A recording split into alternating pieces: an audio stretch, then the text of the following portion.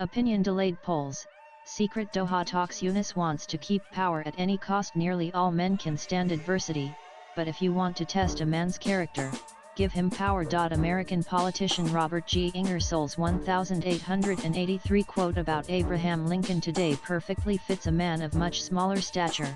Bangladesh's chief advisor to the caretaker government, Muhammad Yunus. Not only has he struck a Faustian deal with groups like Jamaat-e-Islami and Hizb ut-Tahrir, released from jail hardened terrorists and Islamists, and presided over the massacre of opponents and minorities, he is now willing to do anything to indefinitely delay elections and stay on in power. The Nobel laureate today stands like a moral pauper, begging for more time to transfer power, surrendering governance to jihadis, and trying to make wily deals in the backroom. Yunus is even willing to compromise Bangladesh's security and sovereignty by offering the American deep state the Chittagong corridor. Dhaka is thick with rumors that the newly appointed and controversial NSA to the Yunus government, Khalilur Rahman, secretly met Tracy Ann Jacobson, Charga copyright Dafaris at the Bangladesh U.S. Embassy, at the Sheraton, Doha. Right after, on Thursday, the Americans apparently also met in Qatar the Emir of Jamaat, Shafiqur Rahman. The meetings were about handing over to the U.S. the Chittagong corridor, which leads to the Rakhine province.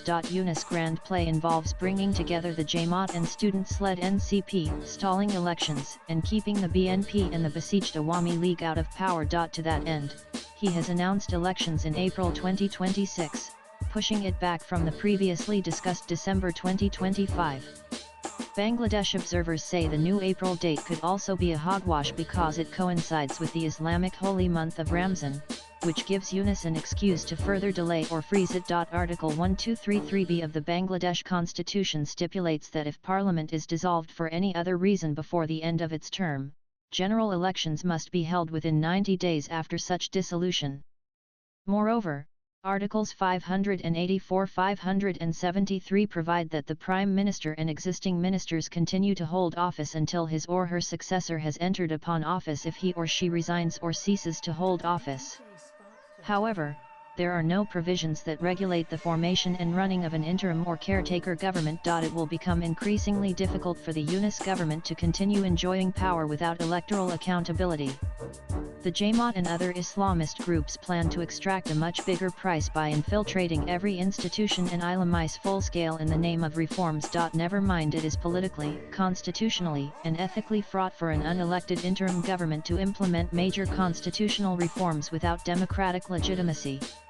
Only such no-holds-barred tampering with the constitution can keep Yunus in power or bring in the Islamist-backed student party NCP without holding free and fair elections. Swipe left for next video. But the Bangladesh army leadership and the major political parties have smelled trouble.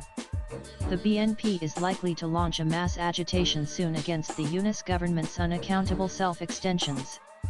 The courts may also spoil the party for Yunus and his newfound band of jihadi boys.